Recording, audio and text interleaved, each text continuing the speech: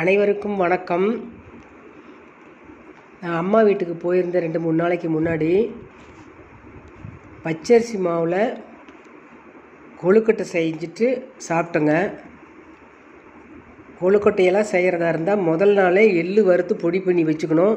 கடலக்கொட்டையை வறுத்துட்டு மிக்சியில் ஒரு சுற்றி பொடி பண்ணி வச்சுட்டு நாட்டு சர்க்கரை கொஞ்சமாக ஏலக்காய் போட்டுக்கணும்.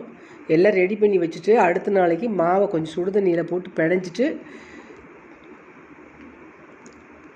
பச்சை அரிசி மாவில் கொஞ்சமாக உப்பு போட்டுக்கணுங்க. அந்த மேல் மாவுக்கு உப்போடு சாப்பிட்டா தான் நல்லாயிருக்கும்.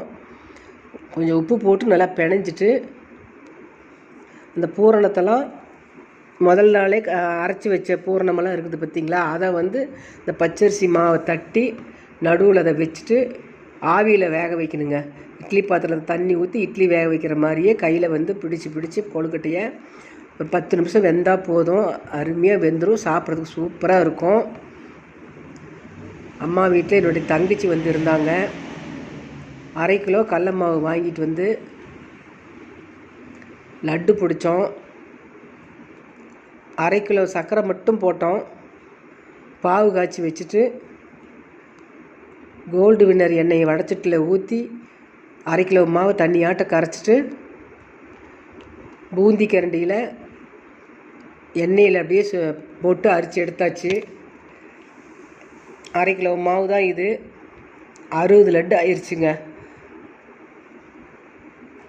என்னுடைய வீடியோ பார்க்குறீங்க, லைக் ஒன்று போடுங்க, சப்ஸ்கிரைப் பண்ணிவிட்டு பாருங்கள். பக்கத்துலேயே பண்ணாரி அம்மன் கோயில் இருந்துச்சு. நைட்டு ஒரு 7:30 மணிக்காட்ட போனோம். நானும் எங்கள் அம்மா தங்கச்சியெல்லாம் போனோம்.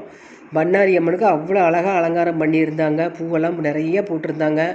வளையல் நிறைய வாங்கிட்டு எல்லாம் கோர்த்து போட்டிருந்தாங்க. திருப்தியாக சாமி கும்பிட்டுட்டு வளையல் கொடுத்தாங்க. மஞ்சள் குங்குமம் தாலி கவரெல்லாம் கொடுத்தாங்க. வாங்கிட்டு தக்காளி சாதம் அன்னதானம் பண்ணாங்க. அதையும் வாங்கிட்டு சாப்பிட்டு வீட்டுக்கு வந்துட்டேங்க. தேங்க்யூ.